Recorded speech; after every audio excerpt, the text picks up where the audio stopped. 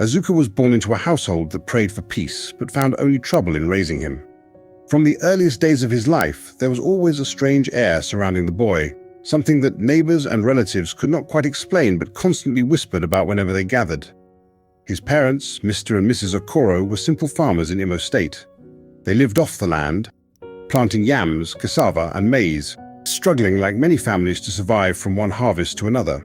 Their prayers every morning and evening were that their children, Azuka and his two younger sisters Ginika and Ninkechi, would grow into honest, hard-working people who would not only carry the family's name with pride, but also make life easier than it had been for them. Yet, from the moment Azuka could walk, the family's peace was disrupted. At first, it was little things, the kind of mischievous acts people usually laughed at in toddlers, except with Azuka, the laughter quickly turned into worry.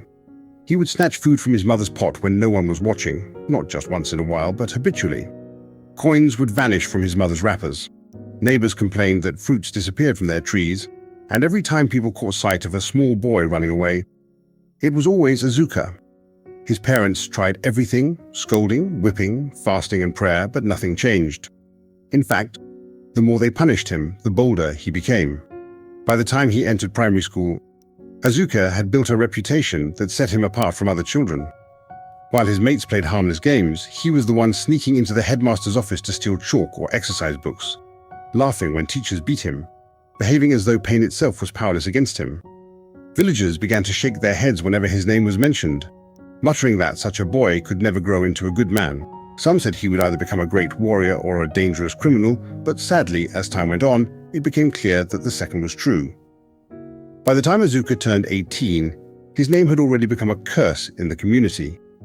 Every missing chicken, every stolen goat, every harvested yam that vanished from a barn somehow pointed back to him. Even though no one always caught him red-handed, there was something about the way he carried himself that confirmed suspicions. He never showed fear, never apologized sincerely, and seemed to enjoy the chaos his actions created. Whenever elders summoned him, Azuka would look them directly in the eye with a smirk that infuriated them even more. "Bring proof," he would say arrogantly, knowing fully well there was none. His parents, on the other hand, bore the shame of his behavior. They were summoned repeatedly before the village council, where they bowed their heads in disgrace, apologizing and promising it would not happen again. But the promises were empty because the boy they spoke for had no intention of changing. Some villagers concluded that perhaps Mr. Okoro had offended the gods, which was why such a child had been born into his household. Others went further, suggesting that Azuka was cursed and that no amount of discipline could ever change his path. Still, Azuka thrived in this atmosphere. He enjoyed the fear, the whispers, the stares. To him, it meant he was powerful. He didn't crave respect. He craved recognition, and fear gave him exactly that. His two closest friends, Obina and Chukudi, admired him for this fearless lifestyle. They were boys from poor backgrounds too, but unlike Azuka, they still had a sense of caution. Yet, around him, their caution melted away. They followed him everywhere, copying his habits, laughing at his boldness, and learning his tricks. Together, they became a small gang, a nuisance to the community, dreaded by younger children and resented by adults. It was during this period of reckless youth that Azuka came into contact with Omenka, the native doctor whose shrine stood at the very edge of the village. Omenka was a man both feared and despised, known for his strange rituals and charms, yet secretly visited by people who sought power, healing, or revenge. His compound was a place most parents warned their children never to go near, but Azuka was never a child who followed rules. He had heard whispers of Omenka's powers, charms that could make bullets miss their targets, potions that could blind enemies, and even enchantments that allowed people to disappear. One evening, after narrowly escaping the hands of angry villagers who caught him stealing goats, Azuka decided he needed something more than his natural cunning to survive. He went boldly to Omenka's shrine and demanded a charm that would make him untouchable. Omenka, surprised at the boy's audacity, stared at him for a long time before laughing. "Do you know what you're asking for?" the old man said. "Such power comes with a price." Azuka, unbothered, promised he would pay any price. Over the following days, he brought Omenka goat, chickens and money, items stolen from those who already despised him. Amused by Azuka's boldness, Omenka agreed to prepare the dangerous charm. It was a disappearing charm, one that allowed its bearer to vanish from human sight whenever captured. But Omenka warned him sternly, "The charm will only work after 4 in the evening every day." And if you are ever captured and your feet are lifted from the ground for 24 hours, it will not save you. Remember this well. Azuka nodded his head in acceptance for the conditions. He believed himself invincible already, and with this charm, his arrogance only grew. From that moment, Azuka's reign of terror spread like wildfire. He was no longer just a village nuisance. He became a ghostly figure across Imo State. Stories of his vanishing act spread from market to market, village to village. Whenever policemen came for him, he disappeared. Whenever villagers caught him red-handed, he slipped away before their eyes. He was even arrested and locked in a police cell more than once, but confusion always followed. Azuka would vanish from behind locked doors, leaving officers trembling and questioning their sanity. Rumors flew in every direction. Some said Azuka was no longer human, that he had sold his soul to dark forces. Others insisted he was being protected by his ancestors. His parents were mocked and ridiculed daily, with people raining curses on their heads, praying aloud that the boy would meet his end soon. Yet, for Azuka, this fear was fuel. He reveled in it. He stole not just for survival, but for the thrill, for the joy of proving that no one could hold him. With Obina and Chukudi by his side, his arrogance reached frightening heights. He believed he was untouchable, and the boys who once hesitated now followed him blindly. But what Azuka did not realize was that fate had already marked his path. Every charm has its weakness, every arrogance its downfall, and one day, when the rules Omenka gave him would be revealed against him, the boy who vanished into thin air would finally face a place where disappearing was no longer possible. Azuka's life after receiving the charm from Omenka was a life of heightened boldness and recklessness. Before, he stole with some caution, glancing left and right before grabbing what did not belong to him. But now he walked into places as though they were his own, taking things in broad daylight, daring anyone to stop him. At first, people thought it was youthful stubbornness until they witnessed him vanish before their very eyes. Once, in the crowded Noko market, Azuka was caught stealing bunches of plantains from a woman's stall. Traders rushed to seize him, and one hefty man managed to grip his arm tightly. But before anyone could land a blow, Azuka disappeared, leaving only the plantains he had tried to carry. The crowd screamed, some scattering in fear while others shouted accusations of witchcraft. From that day forward, his name spread beyond his immediate village. Even strangers whispered his story when traveling along dusty roads. Mothers warned their children not to go near him. Fathers cursed his existence, praying for a day the gods would humble him. But the more infamous Azuka became, the more he enjoyed the attention. He told his two friends, Obina and Chukudi, that the world belonged to those who had the courage to take it. "Who can touch us?" he boasted. "Even the police cannot hold me." And indeed, the police tried. They arrested him multiple times, dragging him into cells. But by evening, confusion always erupted. The wardens would swear he had been inside, only to open the cell and find emptiness. Some officers began to refuse assignments involving him, claiming they would never risk their sanity or anger the spirits protecting him. With each successful escape, Azuka's sense of invincibility deepened, and so did the violence of his crimes. He no longer limited himself to chickens or goats. He began to rob travelers along lonely paths, snatching bags, money, and even wristwatches. He grew notorious for targeting those who had mocked his parents, as though vengeance was another sport he relished. In one chilling incident, an elder who once declared in public that Azuka would never amount to anything returned home one evening to find his entire yam barn emptied. Tracks in the soil led to Azuka's compound, but when the matter was reported to the village council, nothing could be done. The boy stood there defiantly, daring anyone to lay hands on him. Even when the council ordered one of the village youths to seize him, Azuka simply waited until evening, and when they grabbed him, he vanished.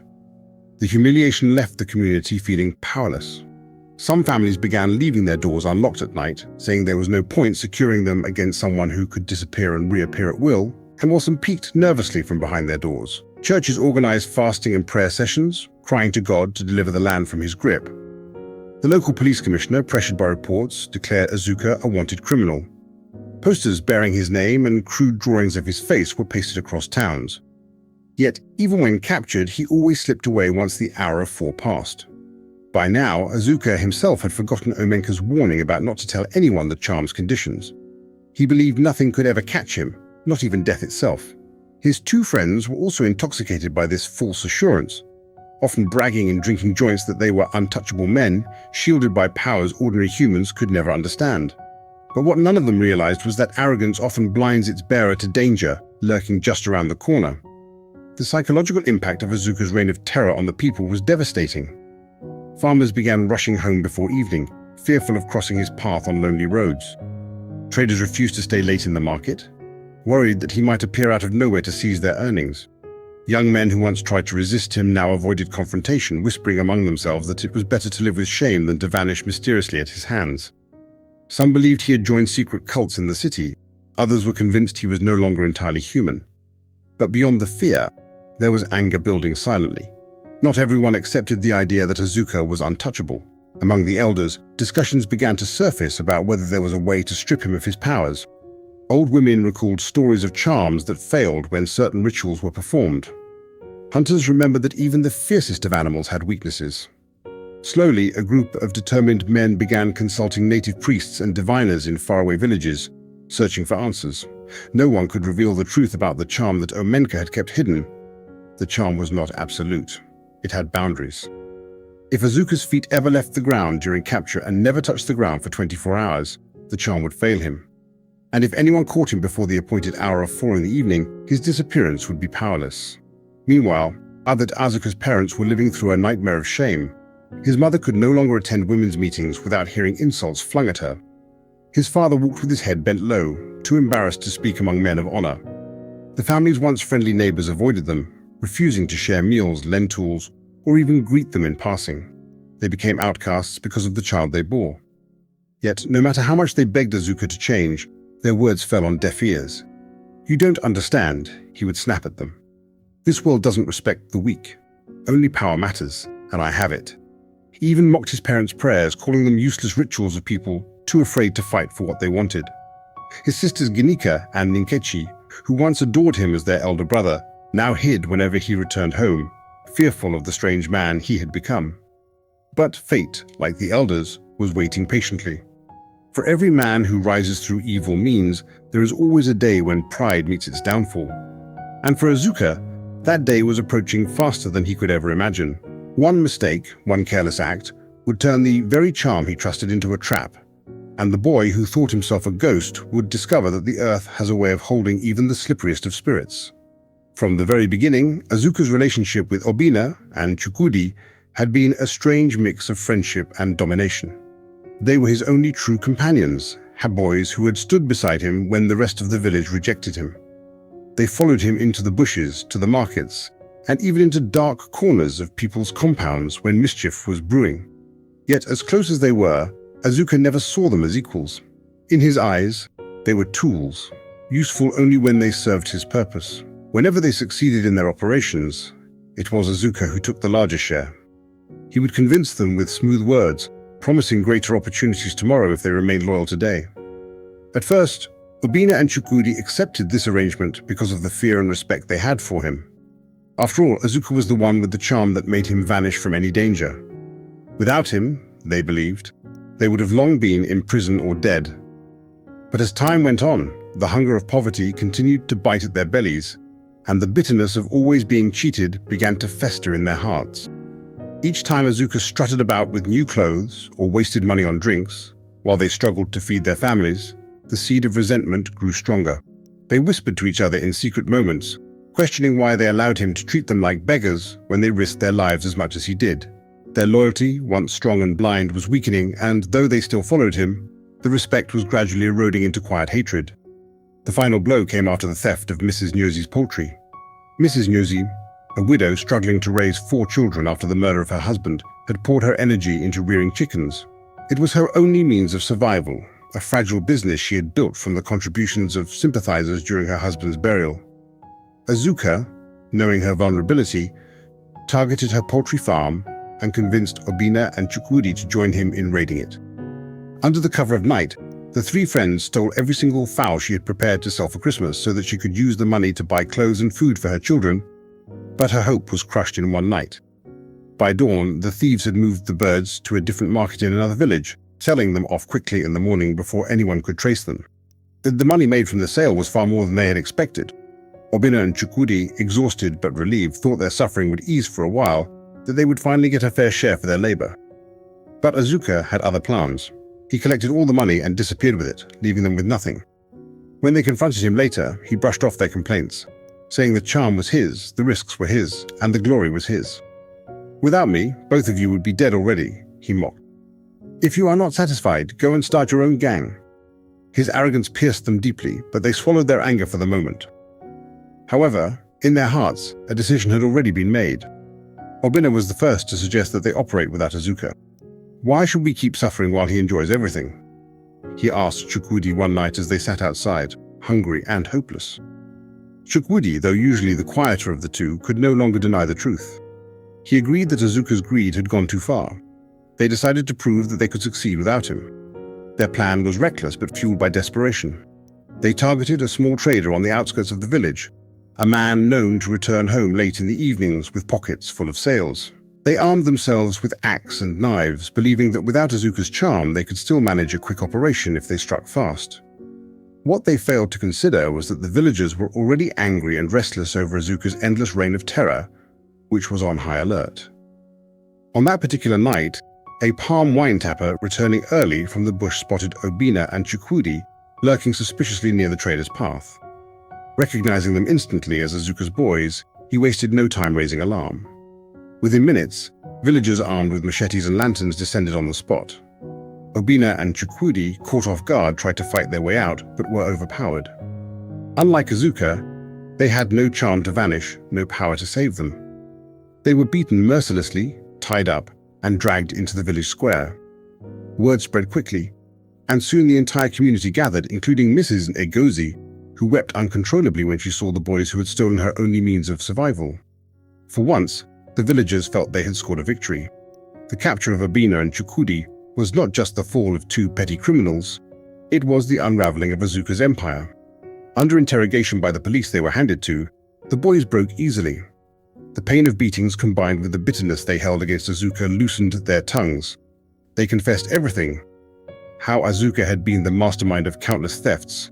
How he was the one who killed Mrs. Dengozi's husband 2 years earlier during a robbery, and how he had mocked them after stealing the proceeds from the poultry raid. But most importantly, Obina revealed the darkest secret Azuka had trusted them with. The truth about the charm. He explained to the police and the villagers that Azuka's disappearing powers only worked after 4 in the evening, and even then, it required his feet to touch the ground. If they could capture him before 4 p.m. and lift his legs off the earth and keep him suspended for 24 hours, he would be powerless. The revelation shocked everyone, but it also gave them hope. For the first time, the mystery surrounding Azuka seemed solvable. Plans were quickly drawn to trap him. The villagers and police officers, once divided by fear and confusion, now worked together, waiting eagerly for the chance to bring him down. Obina and Chukwudi, in betraying their leader, had signed his death warrant, though they too would face the consequences of their crimes. As the night fell and whispers spread across the village, one thing was certain. Azuka's days of vanishing into thin air were numbered. The news of Obina and Chukwudi's capture spread through the village like harmattan fire, carried from one ear to another with a mixture of shock, anger, and relief. Many villagers who had been silently praying for a day when the hands of justice would finally rest heavily upon Azuka and his boys could hardly believe the two of them were now in the custody of the police. Mothers gathered at compounds to whisper about the capture, while men at palm wine joints leaned close to discuss what fate awaited the two. Some were simply relieved that, at last, there would be answers to several robberies and deaths that had gone unsolved for years, but others were curious about what would come out of their mouths under pressure. The police had locked them up separately, not because they feared their escape. Unlike Azuka, they had no charms to vanish into thin air, but because the officers knew from experience that once partners in crime were kept apart, fear and survival would eventually turn them against each other. Indeed, that was exactly what happened as the night grew cold and the weight of their uncertain future pressed down on them. Obina, more restless than Chukwudi, couldn't keep still inside the dingy cell. He knew Azuka had cheated them when he swallowed the poultry money whole, without even giving them a share. That greed had forced him and Chukwudi to go hunting for something on their own, only for them to be caught so foolishly by angry villagers. And now, it was they who would bear the brunt of punishment while Azuka, somewhere out there, was probably eating meat and drinking palm wine. This bitterness boiled inside Obina's chest, so much so that when the police officers who had arrested them came the next morning, Obina's lips trembled with words that were on the edge of spilling out. But he hesitated. Loyalty was something that had bound him to Azuka for years, even when hunger, betrayal, and mistrust festered between them. Still, when he remembered Mrs. Ngozi's widowed face after they snatched her fowls, and when he remembered how Azuka had laughed shamelessly as he licked his greasy fingers from the food bought with the stolen money, Obina's resolve hardened. If Azuka could betray them without mercy, then why should he shield Azuka now that his own head was on the chopping block? The police interrogation didn't take long to shift from robbery to murder, because the villagers had whispered rumors over the years about a trader who had been ambushed on his way home and killed because he refused to hand over his bag of money. That trader, unknown to many outside the family, was no other than Mrs. Ngozi's husband, a man whose death had thrown her into despair and forced her into poultry farming to keep her children alive. The officers pressed Obina and Chukwudi hard, separating truth from lies with threats, persistence, and calculated silence. Chukwudi was the first to cry under the weight of the questions, admitting they had once followed a trader late in the evening, but he tried to soften the story by saying he had not struck the man. The officers weren't satisfied, and when they cornered Obina with the same story, he went further. Perhaps it was the anger of being cheated. Perhaps it was the guilt of carrying such a heavy secret for so long. Or maybe it was the fear of facing the rope alone while Azuka roamed free. But Obina spoke. He still confessed that the man they had killed was Ngozi's husband, that Azuka had been the one to strike the final blow, and that all of them had shared in the money taken from the bag. The silence that followed his words was heavy enough to be felt. The officers exchanged looks, realizing they were sitting on a case bigger than petty theft. But Obina wasn't done. His voice cracked with something between revenge and desperation as he still confessed about Azuka's secret, the disappearing charm crafted by the dreaded native doctor Omenka. The officers stiffened at this revelation, for it explained why Azuka always escaped, why he never remained in a cell no matter how tightly locked the doors were. Obina still reminded them the rules of the charm, how Azuka's feet must never be allowed to touch the ground once caught, how arrest before 4 p.m. would render him powerless. These details, Obina said, were the only way to ensure that Azuka would not vanish again. His words dripped with bitterness, but behind them lay a strange relief, as if shedding the truth lightened a burden he had carried for too long. Loyalty was supposed to mean something, even among criminals, but in that moment, Obina's betrayal seemed like survival dressed as confession. When the officers, sensing the tension, pressed Chukwudi further, Chukwudi's defenses cracked. He began to speak, confirming parts of Obina's story and adding details the officers had not asked for. Together, their confessions painted a vivid picture of Azuka, not just as a thief, but as a ruthless leader whose greed, cruelty, and charm-driven arrogance had left trails of suffering. The officers documented everything carefully, aware that this was their best chance to bring Azuka down once and for all. For the first time, the police were armed not with weapons alone, but with knowledge, and knowledge was more dangerous to Azuka than any gun. That evening, the officers planned quietly, without fanfare or noise, because they knew Azuka had ears everywhere. The villagers, too, were informed cautiously. And those who had long cursed Azuka in private now felt the faint stirring of hope. Obina, for his part, felt no guilt in his betrayal. As far as he was concerned, Azuka had betrayed him first when he ate the poultry money alone. If Azuka had shown a single act of fairness, perhaps Obina would have died with his secrets intact. But greed had dug Azuka's grave before the police ever lifted their guns. Chukwudi, however, was less hardened. He wondered if they had done the right thing, even as fear of death knotted his stomach. He remembered the countless times Azuka had boasted that no man born of woman could hold him captive, and a part of Chukwudi trembled, asking himself if the police could really outwit such a man. Meanwhile, Azuka remained unaware of the storm gathering against him. He sat in his usual corner, laughing at his own jokes, drinking heavily, and pretending that life owed him every comfort it could provide. He had no idea that Obina, his trusted ally, had turned into the sharpest dagger aimed at his back. But in the cells where Obina and Chukwudi sat, the weight of their decisions loomed over them. The officers returned later that night to prepare their ambush the next day. They double-checked the instructions Obina had given them. No shoes during the arrest, no chance for Azuka's feet to touch the ground. And above all, the arrest must take place before 4 p.m., when the charm was still asleep. The officers rehearsed the plan like men preparing for war, because in truth, it was war. War against a man who had terrorized not only the villagers, but also the law itself. By the time dawn approached the next day, everyone who knew the plan kept it sealed tightly in their chests, for a single whisper in the wrong ear could ruin everything. In the cell, Chukudi stared at the ceiling, praying silently that the plan would work, that Azuka's arrogance would finally meet its end.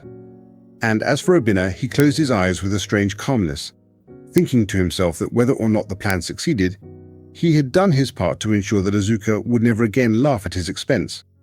The day of Azuka's arrest was unlike any other.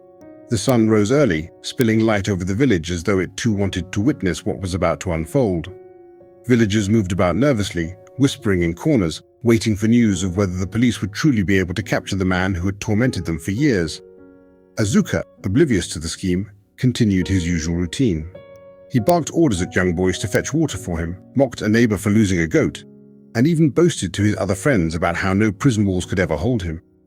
In his arrogance, he did not notice how strange the air felt, how quiet some of his usual companions had become, or how none of his boys besides Chukudi and Obina had shown up. The police, guided by Obina's confession, had prepared with unusual precision. Their boots were removed as they advanced silently, their feet digging into the earth as they moved like hunters tracking wild prey. They carried ropes, guns, and sticks, but above all, they carried Obina's words in their minds like scripture. Every instruction had to be followed. Every detail mattered. One mistake, one wrong move, and Azuka would slip through their fingers again. The officers moved quickly before the clock could edge toward 4 p.m. Villagers followed from a distance, their hearts pounding with a mix of fear and anticipation. For years, they had cursed Azuka under their breath, but now they dared to hope that justice, however brutal, might finally come. When the police stormed his hideout, Azuka was caught completely off guard.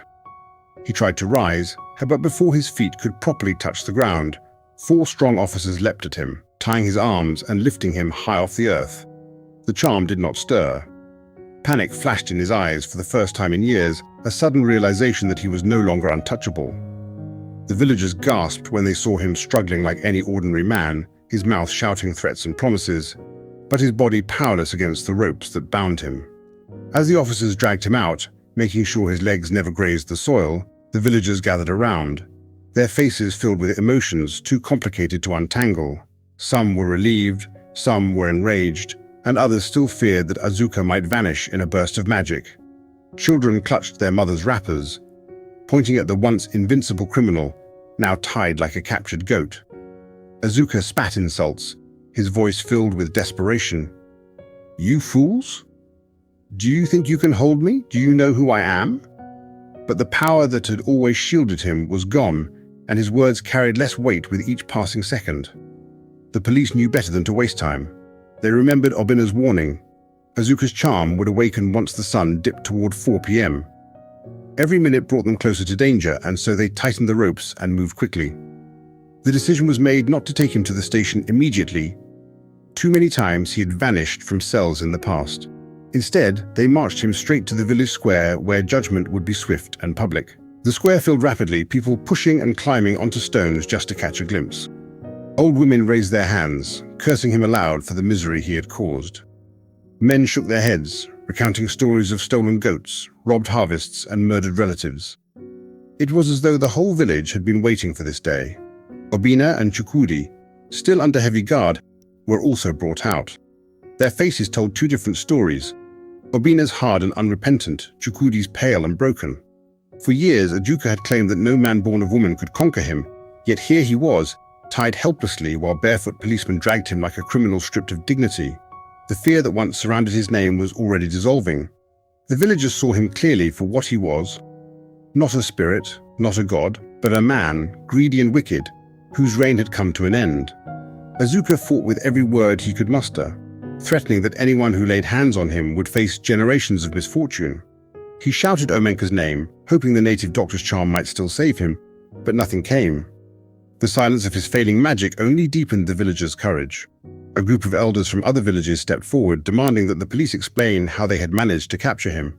When the officers quietly revealed Obina's betrayal, the crowd buzzed with murmurs, some praising Obina for finally breaking the cycle, others spitting at the mention of his name for his role in Ngozi's tragedy. It was then that Mrs. Ngozi herself arrived, drawn by the sound of voices. She stood at the edge of the crowd, her eyes fixed on Azuka. For a long moment, she said nothing, but the memory of her late husband's lifeless body flashed in her mind, and the grief that had lived in her heart for years sharpened into cold clarity. She spoke, her voice trembling yet steady. "This man killed my husband and left my children fatherless. He stole from my sweat, mocked my tears, and thought he would never answer for it. Today he will answer." Her words cut deeper than any rope or gun. The villagers, fueled by her pain, demanded swift justice. The police, bound by the urgency of the charm's time limit, agreed. They tied Azuka to a tall tree at the edge of the square, his feet not touching the ground, exactly as Obina had instructed. That way his charm would remain powerless. Chukwudi and Obina were tied beside him, though in their case their feet were planted on the ground. The crowd grew thick, their shouts rising like waves. Some begged for a trial, but most wanted blood. And as the hour drew closer to 4, tension hung in the air like a tightening rope, everyone waiting for the final command that would end Azuka's reign. The final moments before Azuka's execution were filled with a silence so heavy it felt unnatural. The policemen, weapons raised, looked to the elders for approval. The villagers, hundreds of eyes burning into the bound men, leaned forward as if the outcome of this moment would define the destiny of their community. Azuka, still tied on the tree, had lost much of his earlier fire. His voice cracked now, his insults dissolving into desperate pleas. He promised to repay every coin, to restore every life he had taken, even though all knew such promises meant nothing. He swore that Omenka would curse the entire village if they touched him. But fear no longer ruled the people. They had seen him powerless, and that sight was enough to break his grip forever. Obina stared blankly into the crowd, his lips tight, his betrayal complete. Chukwudi wept quietly, whispering prayers that his mother would one day forgive him. The air thickened as the crowd waited, breathless. A command rang out, cutting through the stillness, and a sharp echo rolled across the square. Then silence, heavy and absolute, dust drifted in slows beneath the fading sun, settling over faces frozen in disbelief. The terror that once ruled their nights had fallen. For a heartbeat, the village stood suspended between fear and relief. And slowly, the people began to cheer, voices trembling with freedom. A chapter of darkness had closed, and the light, long denied, finally broke through. Mrs. Ngozi stood apart, tears shimmering in the sun, not of grief, but of release. Justice had come, quiet yet complete. Around her, women danced, men embraced, and children shouted the story that would live for generations. The red earth glowed warmly as if cleansed by light. Shadows stretched long, and the wind carried away the last echoes of dread. Imo State exhaled, the burden of fear lifted from its chest. For the first time in years, the people walked home unafraid, hearts beating in rhythm with a freedom newly born. By dawn, the village square was still. The tree stood silent, its roots deep in the soil that had witnessed everything. Elders gathered beneath it, voices low, speaking of how arrogance had become downfall. Mothers warned their children softly, their eyes distant but hopeful. Smoke from morning fires curled into the pale sky, blending with whispers of gratitude. Even the air seemed lighter, cleansed by truth and consequence. Evil had shouted for years, but its end came in quiet justice. And in that stillness, the land began to heal. Years passed, and Azuka's tale became a legend whispered under moonlight.